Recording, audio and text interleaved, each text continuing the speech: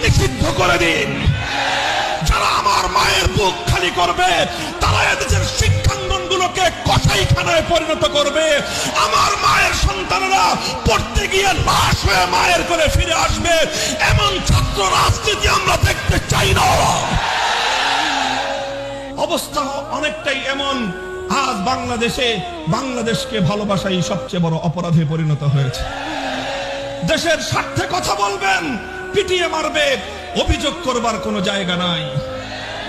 সংগ্রামী সাথী ও বন্ধুগণ, আমার কথা হলো এভাবেই অন্যায়, অবিচার, জুলুম, শোষণ, দুর্নীতি, জনগণের সম্পদ লুণ্ঠন ফিরিস্তি কয়টার দিব, কয়টার কথা বলবো?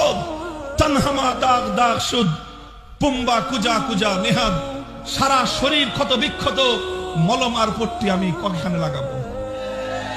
এভাবেই চলবে।